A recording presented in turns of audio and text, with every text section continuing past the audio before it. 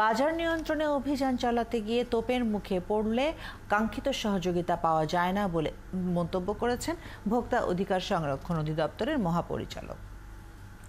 ক্যাবের প্রতিনিধি সম্মেলনে একথা বলেন তিনি। অন্যদিকে ক্যাবের সভাপতি বলেন, ভোক্তা অধিকার কর্মীদের সবসময় অরাজনৈতিক থেকে ভোক্তার পক্ষে কাজ করতে হবে। ফয়সাল রয়েলের প্রতিবেদন।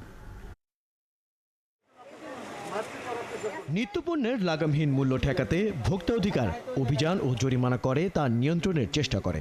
এই চেষ্টা করতে গিয়ে নানা সময়ে তোপের মুখে পড়ার কথা জানান ভোক্তা অধিকারের মহাপরিচালক। তার আক্ষেপ, এ সময় তিনি কাঙ্ক্ষিত ব্যক্তি বা সংস্থার কাছ থেকে প্রয়োজনীয় সহায়তা পান না।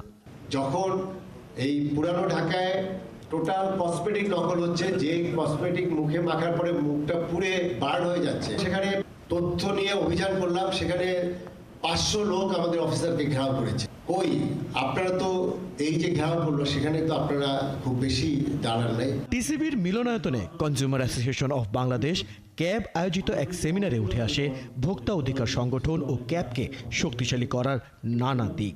এ সময় জেলা উপজেলা থেকে আসা ক্যাব সদস্যরা জানান তাদের নিজের এলাকায় তাদের অর্জন ও সীমাবদ্ধতার কথা। আমরা গ্রামে গ্রামে ক্যাবকে যদি শক্তিশালী করতে পারি, আমাদের অধিকার নিয়ে, আমাদের ভোক্তাদের অধিকার যদি সংরক্ষিত না হয়, তাহলে স্মার্ট বাংলাদেশ করা সম্ভব নয়। আলোচনায় ডলারের নতুন দাম নির্ধারণের ফলে নিত্য ও ভোগ্যপণ্যের বাজারে যে নতুন প্রভাব পড়তে যাচ্ছে তা কতটুকু যৌক্তিক এবং অসাধু সংগঠন যাতে এর সুবিধা নিতে না পারে সেদিকে সজাগ দৃষ্টির কথা বলেন ক্যাবের সভাপতি গোলাম রহমান।